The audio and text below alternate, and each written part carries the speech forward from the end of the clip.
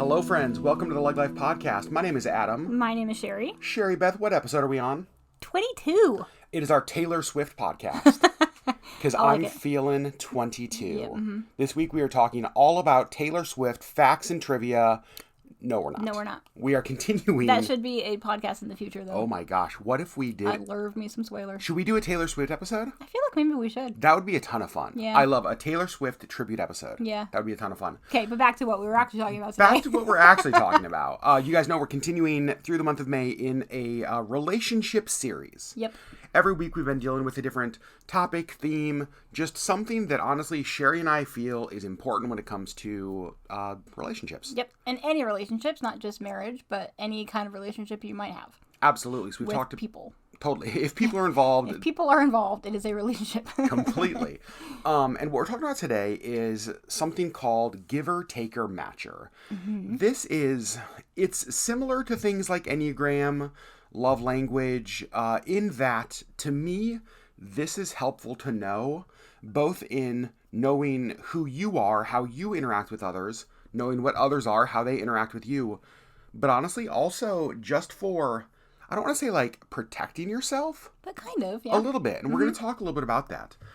So giver, taker, matcher is not as widely known as some of the other things we've talked about. Mm-hmm. The idea is that people are divided into basically three groups, right? Takers, givers, and matchers. Now, I'm going to give you a quick definition of what these are. Obviously, it's pretty self-explanatory based on the name, right. But just a little bit of a definition. A taker is somebody who is, they're self-focused.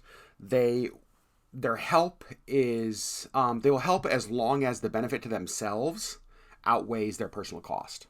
Yeah. Right? They want to get more than they give. Yes. Totally. On the other hand, givers will help whenever the benefit to others exceeds their personal cost. They want to give more than they get. Right. In fact, givers will help based and not even consider what they may get in return. Right. It's all completely others focused. They just want to help people. That's exactly right. Yep. And then matchers basically strive to preserve an equal balance between giving and getting. Matchers are the fairness people. Yep. Right? When they help others, they protect themselves by seeking like reciprocity. If you're a matcher, you believe like tit for tat, that kind of thing. Mm-hmm. Right? And so that's givers, that's takers, that's matchers. Sherry, first let's start by identifying what we each are. Yep. I'm curious to know if people listening have a guess. I think so. Yeah. I think some people might not guess me correctly, but I think everybody who's ever met you will guess you correctly. Okay. So what are you? I'm a matcher. You're a matcher. I'm a middle child. Okay. And we're going to talk a little bit about that because that is really interesting. Yeah, I said that earlier and you were like, oh. I was like, yeah. oh yeah. I knew you were a matcher. And again, we've talked about this before, just kind of with each other. So I knew that you were a matcher. Your big thing, like you very much care about fairness. Fairness at all cost. Fairness at all cost. Yes. Absolutely. And we'll talk again more about that. I, shocking, am a giver. You are a giver. Extremely so. Yeah, I don't want to say I don't. I rarely think about what is in it for me if I have the ability to help other people. Now, here's one thing I want to say from the very beginning. Does this mean that givers are completely selfless people, all that? No. No. Not at all. It also doesn't mean that takers are always completely selfish people. Right. What it does mean, though, is that when it comes to the interaction between people in relationships, largely that's how we would naturally respond. Right. So for me, there are areas of my life that I actually feel like I'm pretty selfish in. But when I get a call from a friend or when somebody has like a need or there's something and I have the ability to help, that's where like it doesn't matter what I get in return. Right. Right. So that's kind of how this plays out. So Sherry, let's get a little bit specific. Obviously, we're not going to give names. Now we're going to list out everybody we know who's a taker. But we are going to give illustrations on how we've seen these things sort of play out. Yeah. So Sherry Beth, give me an illustration from your life or things you've seen of giver, taker, matcher at work. So I am a matcher.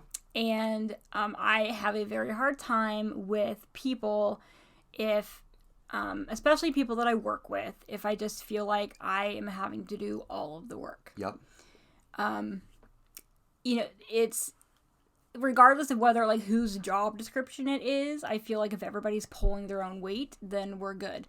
But if I'm buried under something and somebody who has, for all intents and purposes, for what I've been able to see, is not really doing a whole lot, that they ask me to do something else, I'm going to get mad. You're fine doing work. I'm fine working, absolutely. But like you want to believe that everybody else is as well. Right. Yeah, yes. You don't want to be stuck carrying the bag. Right. And if it just kind of looks like somebody's just been sort of like slacking off and then they're like, oh, hey, can you do this for me? I'm going to get mad. Totally. But also, as somebody who just wants everything to be fair, if I see somebody else it seems like they're doing all of the work, I'm going to get mad. Yeah. I'm going to be like, give me something on your plate because you have too much on your plate. Like you're too busy. Well, and that's where I think it's important to remember. Now, okay, takers are a little bit different because I struggle with seeing like the positive side of being a taker, right? But what you just described to me is the positive side of like being a matcher. Right. Right? Because not only do you, like, you're great doing work.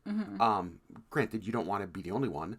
But at the same time, if there's somebody else who you can help, like, you want to help. Even if I am also busy. Like, if they're busier than me, I feel like is there anything I can help with? Like, what can I do to take something off of your plate? Because of that fairness thing. Because you think we should all be equally busy. Right. Right? Yes. And so it's like, if you're busy at an 80% and somebody else is busy at a 90%, you want both of you to be busy at 85%. Correct. Yeah, that's so... Fair, all the time. Fair, all of the time. And actually, this is really interesting. And we hadn't talked about this before. But I'm thinking of the different way you and I approach Christmas gifts for like nieces and nephews. For sure, yeah.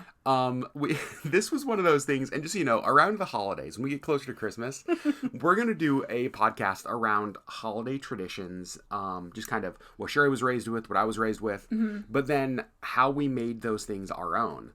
But I remember early in our relationship having to buy Christmas gifts, or getting to buy Christmas gifts, for like nieces and nephews. And for me, I'm just like, budget's out the window, let's buy everything. And it didn't so much matter to me if we spent $100 on one and, $60 on the other. But like, I knew that those were gifts they would love equally. You know what I mean? Like, that didn't matter. Or it didn't matter to me if one person had 5 gifts and the other had 3, if I felt like the gifts would make them feel equally loved. Like, the number of gifts or the amount spent, to me, was irrelevant. How did you do with that, Sherry? Not great, Mr. Only Child. I know. I still have a hard time with that. I want at least semi-equal money spent, and I for sure want equal amount of gifts, because I don't want one of those kids to have less gifts than the other. Fairness. Yeah. Right. Because, and this might also be because my love language is gifts. And so like that's the lens that I'm looking through, but I'm also just thinking like, as somebody whose love language is gifts, and also as somebody who thinks everything should be fair, as the middle child, if my sister and or brother had more gifts than me, I would have been like, excuse me? Like, what is up with that? Yeah. And so I just want everything to be fair. Right. All the time. Yeah, and so honestly, that's helpful for me to know about Sherry. Right. Because when we are buying gifts for friends, when we are buying gifts for family, I know that that's one of the ways that she approaches that, is with this fairness vision. Right. And I'm just like kicking in the room with like one of those cash guns, like everybody gets everything, right? Right. And really, it's not so much the money. Like, if there is one thing that one nephew really, really wants and it's more expensive than what we've spent on, another nephew, I'm going to be okay with that if they're both like things that each nephew really, really wants. But I want to make sure that they at least have the same amount of gifts. To open. Like, that's more important to me than the actual cost.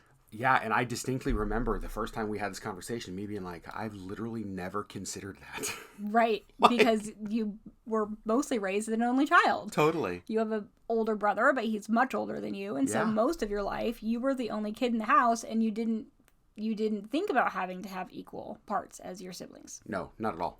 Yeah, so funny. I'm a middle child. Yeah, fair. In fact, I would be interested to know if, and I haven't done any research into this, when looking at the breakdown, like birth order, where give or take or matcher fits into this. I feel like we should do a podcast on birth order. We should do, okay. It would be fascinating. Let's do a birth order podcast. We'll add it to the list. It is fascinating. For me, I have lots of illustrations around this, and we'll talk about several of these. The one that stands out the most to me is where I have seen the benefit of inviting the right kind of people into a situation. So probably, gosh, I don't even know, 5 years ago now, maybe even a little bit longer than that, I got together every week with this group of guys, and we would get together in a hidden room in a friend's house that was filled with bourbon and cigars. Right. It was like our own speakeasy, honestly, and it was spectacular. Like hidden room, like hidden door. Oh yeah, like hilarious. It was spectacular. But here's the thing: we started this weekly gathering. It wasn't just like friends that wanted to hang out. We were people that had known each other for a number of years. And we had always really been inspired and encouraged by each other. We knew that the three of us who started this were all naturally givers. And we had this epiphany of, I wonder what would happen if we created this kind of community only of givers. Primarily around like entrepreneurship and business and dreams and like professional development sort of stuff. And so what we did is we started to invite, through like secret handshake and whispers, other givers into this group. You know, because in professional settings, there's a lot of groups you get invited to and like everybody shows up with their business cards and it just feels weird. It's like, you know what I mean? Like, I'll do this for you if you do this for me. Or like, I'll do nothing for you, but I expect you to do everything for me. Right? But we wanted people who were totally givers.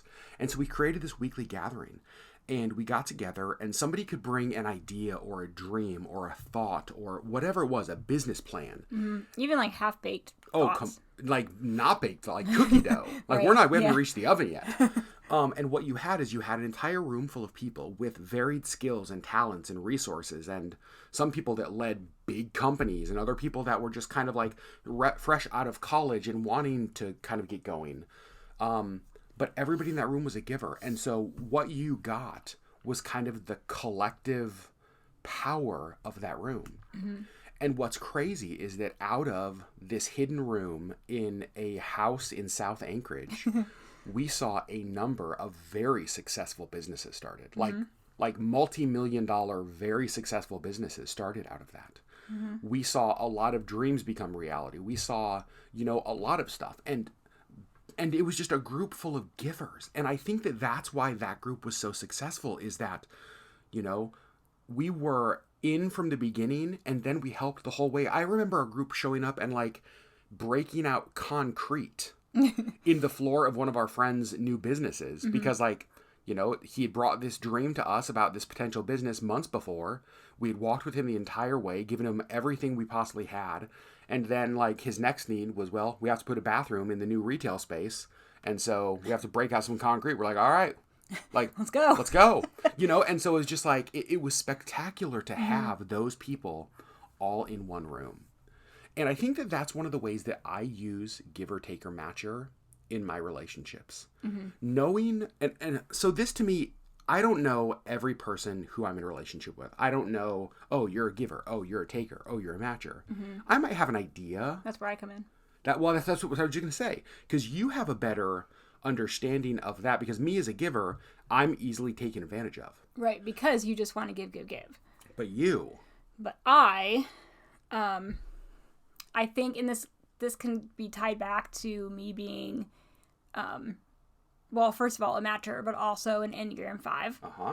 Or in the Myers-Briggs, an INFJ. My intuitiveness is very high. Yep, totally.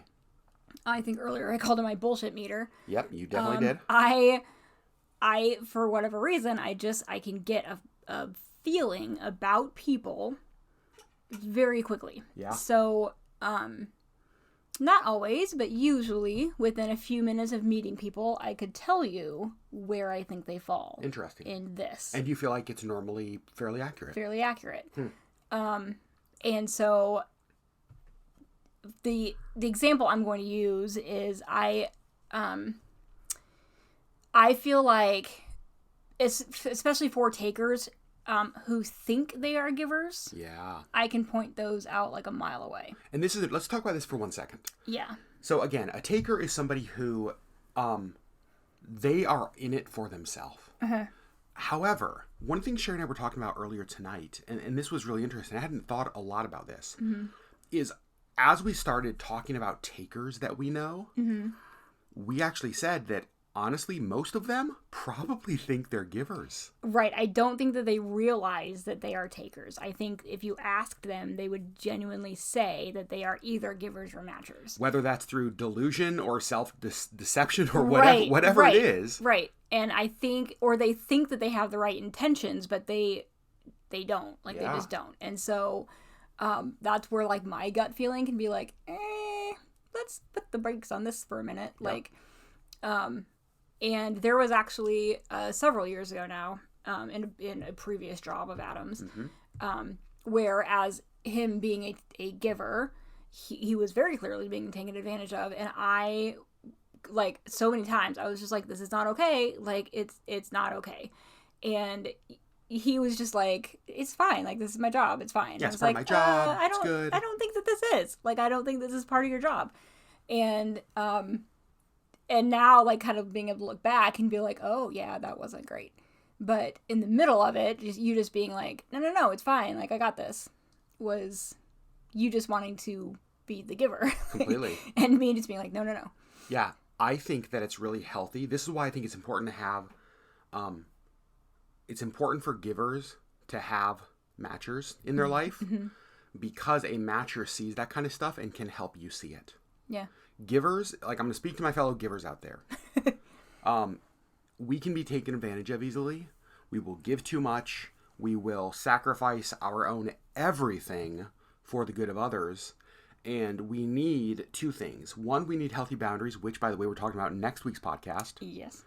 But we also need people who have a different perception than us to step in and say, hey, like, I know you love to help people, and I know you love to do this, and you're really great at it, but I think you might be being taken advantage of, or you are being taken advantage of. Right. Right. We need that perception. And I have a question, Sherry. As a matcher, do you think that, like, what benefit do givers bring to you? Well, I think that, you know, like, you and I are both giving kind of people, I think, and I truly enjoy giving to other people, even if I know I'm not getting anything in return. Yep. So I don't know if I'd call myself totally a true matcher, but I do think, like, in, like, actual close relationships, I probably am. But I just, there's a joy, I think, to giving without expecting anything in return.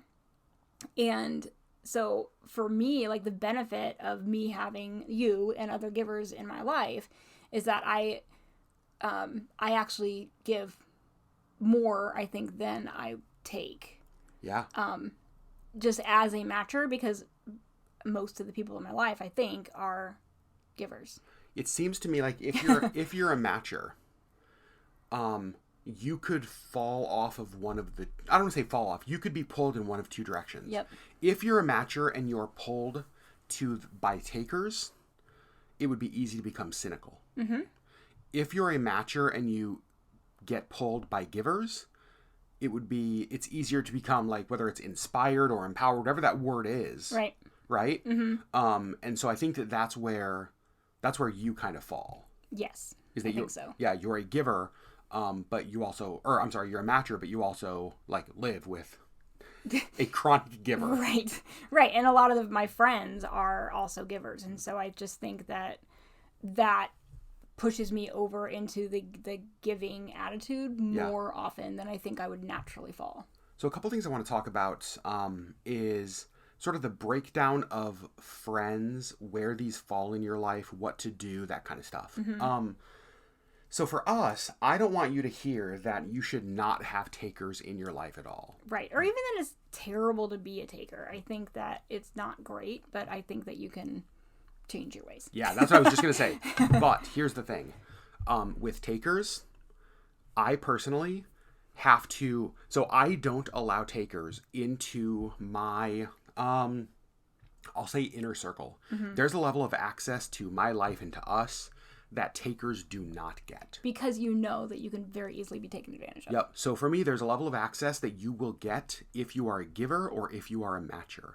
If you are a taker, that doesn't mean I don't want you in my life, but it does mean that I approach you in a guarded way because I know where that relationship will go. Right. You know, and so that's what I would say. I would say that if you are a taker, this speaks to what Sherry just said. People change. And I think that one of the things that's really important about this, and Sherry and I do this a lot, is the importance of self-reflection.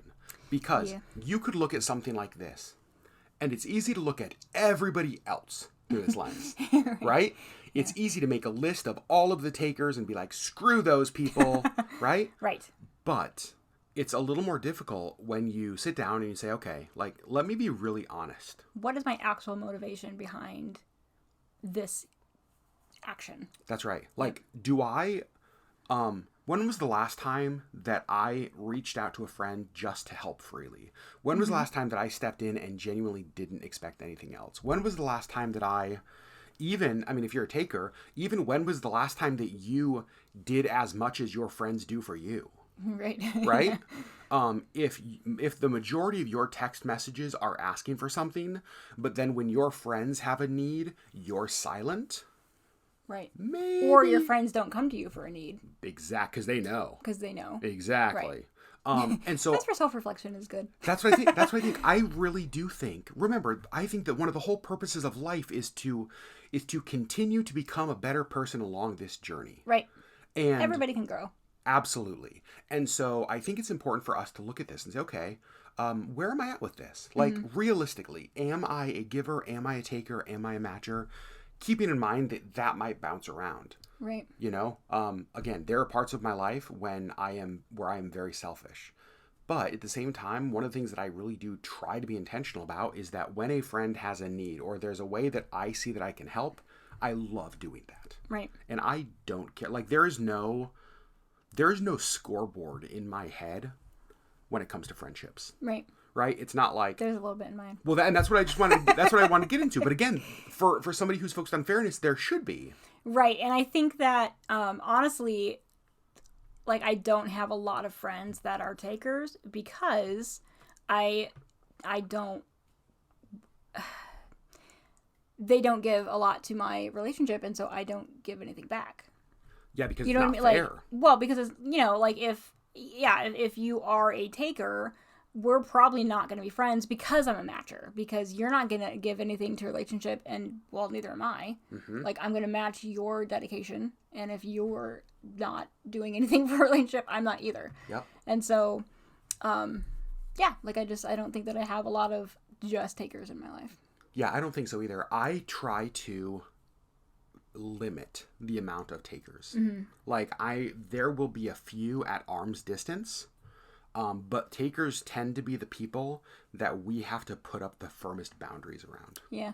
You know, that we have to just do that because that's how they are. Right. They'll take everything from you. Right. Whether they know it or not. Exactly. Again, I think, like, the few people that we were kind of talking about, like, that came to mind were just, like, I genuinely don't think that they realize that they are takers. Yeah. I don't think that they do.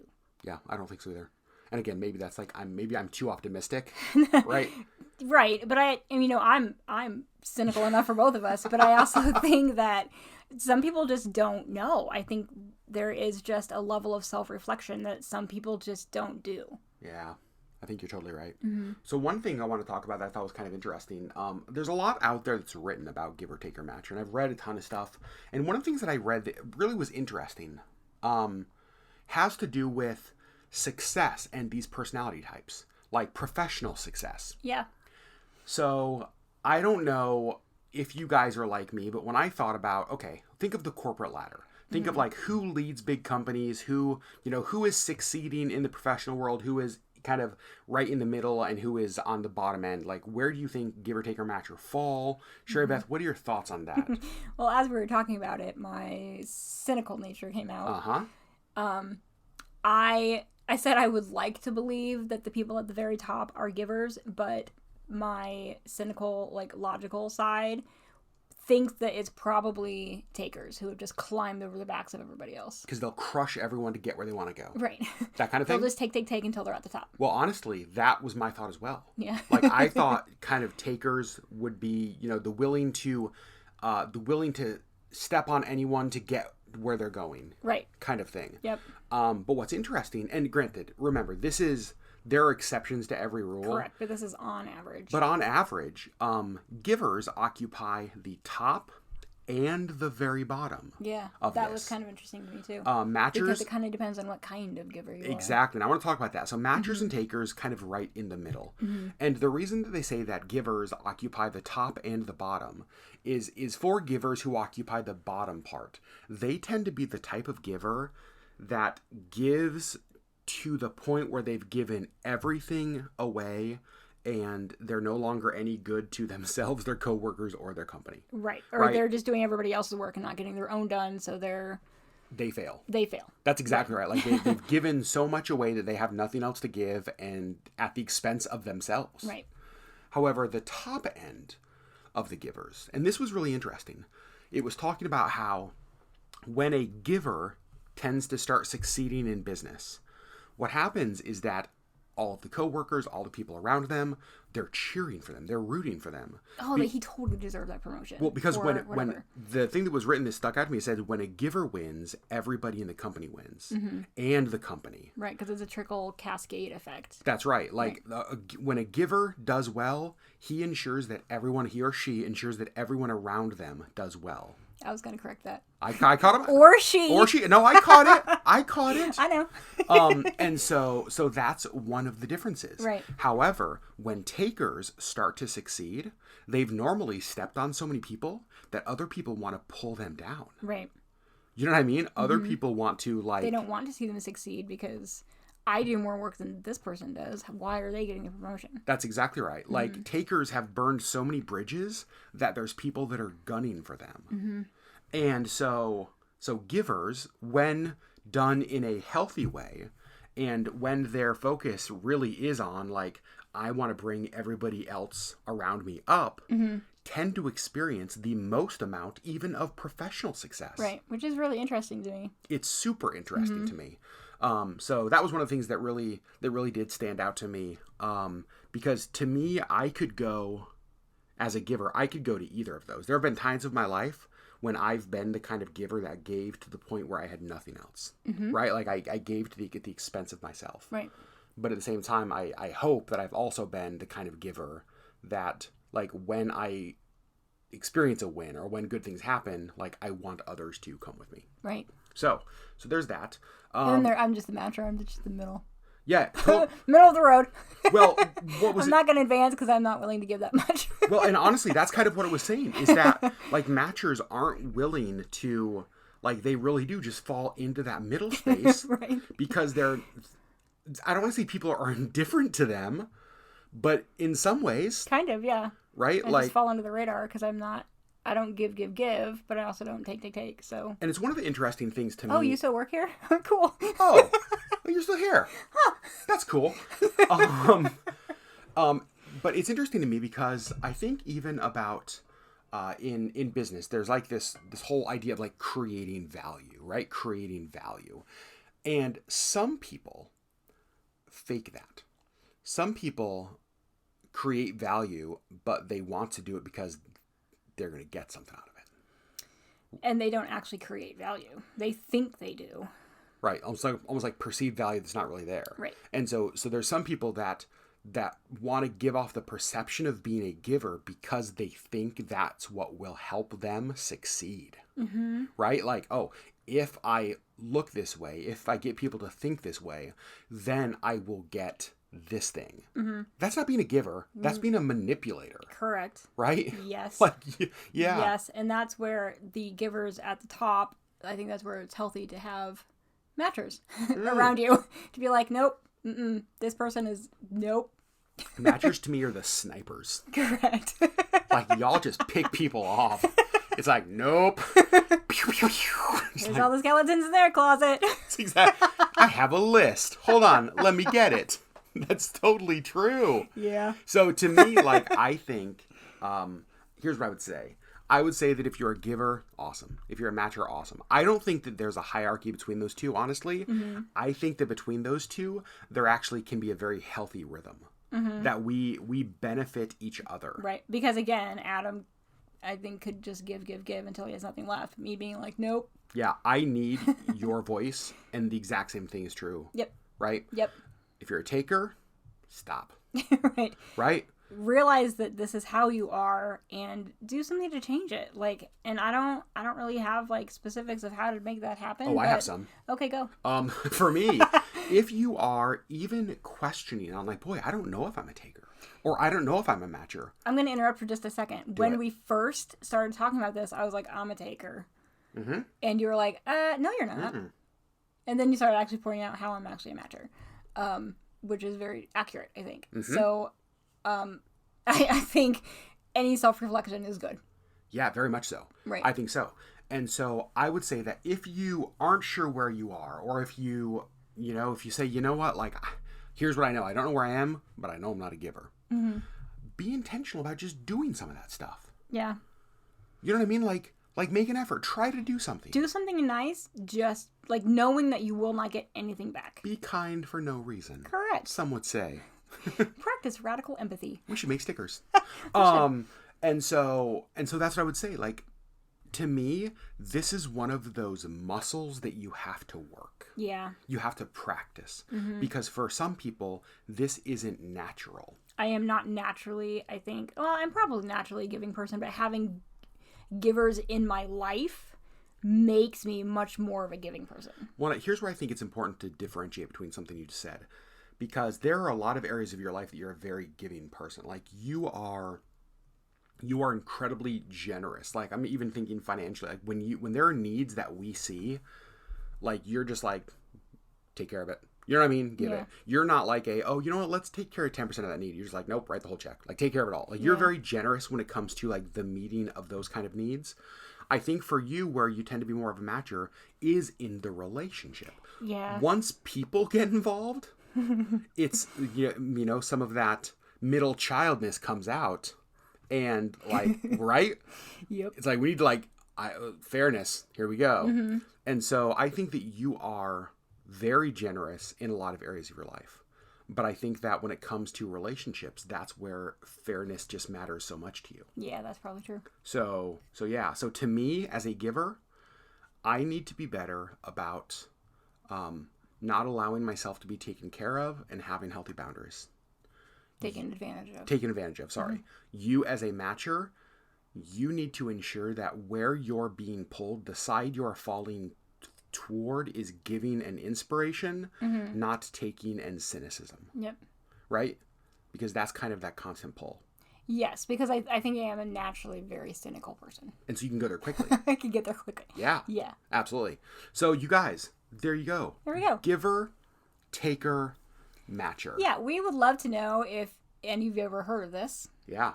This was a fairly new concept to me, probably just a year ago, I think. Yeah, because even with the group that I had been meeting with, like, this wasn't language that I brought home. Right. You know what I mean? Like, we talked about it in our Scotch and cigar group, bourbon and cigar group, and I was not privy to those conversations. You were not privy to those conversations. No, and so I've used this language for a number of years, but you and I have just started talking about it fairly recently. Yeah, and I was just like, what does that mean? And so, has it been helpful to you? I think so. Yes. And I think anything having to do with people and relationships, any knowledge you can learn is going to be helpful. I think the Enneagram stuff is helpful. I think that what we're going to talk about next week, boundaries, is helpful. Like, having all of these things in your arsenal, I think, is helpful. To me, the key to healthy relationships is a full tool belt. Yep. Enneagram is one tool in the tool belt, right? Love languages, boundaries, good communication. Like all of these things are just different tools. None of these things are a silver bullet. It's like on a job site, there is not one tool that does everything. Right. But when there's a job to be done, it's important that you have the right tool. And so to me, that's one of the reality is that we could spend an entire year talking about 52 different relational tools that will help you interact with people, right? But there's only 5 months, or there's only 5 weeks in May, so you get 5. Right. And the goal is that this is one tool, right? This is one tool that might work in one situation. Yep, exactly. This isn't the end all be all for relational success. And I would say that this is less to do with actual relationships and more to do with your own lens, like how you look through things. Yeah. And so knowing that Adam is a giver, knowing that I am a matcher, I can go into relationships knowing that this is the lens that I'm looking through and adjust accordingly. That's a good point. So it's not so much that like I have to know the person that I'm talking to. I usually do just because of my intuition, but like you don't necessarily have to know that the person you're talking to is a matcher or a giver or a taker. Yep. But knowing that that's the lens you are looking through, just knowing how to talk to this person, I think. Well, there's a relationship that I'm thinking of that to me I can charge fully into relationships, right? Yep. And just kind of no abandon. We'll figure it out as we go. Yep. Right? But what I have to do... I dip my toe in. You dip your toe in, yeah. Whereas I just like dive in. Right. What's up, deep end? And for me, though, in this relationship, I didn't know where this person was. And now, like, learning through time that this is a taker, what I'm having to do is now pull back a little bit, a little more arm's length, but also to myself just say, like, this in my mind is the boundary I'm not willing to cross. Like, I will go this far, but I can't go more because I know this person will take everything I have to give. Right. And I think that if you're the kind of person that you look at your life and you say, you know what? Every person in my life takes everything that I have to give. You're probably a giver or a matcher who has a life full of takers. Right. And so you may need to add people to your life who balance that out. Right? Because there have been times of my life that I think of one period of my life in particular where that was my situation. I looked around at my life and everybody I had in it was a taker and it was just killing me. And what I had to do was like get rid of a bunch of those relationships, put up a healthy boundary, and kind of like swing that pendulum the other way and bring in matchers and honestly givers, because that's what I needed. Because like everybody in my life was just like they would suck everything out of me that they possibly could. And you let them because of course I did. Because you want to just help people. Completely. Yeah. So that's what I do. That's what you do. Yep. You are my... Thank goodness you have me. I was just gonna say my fairness meter.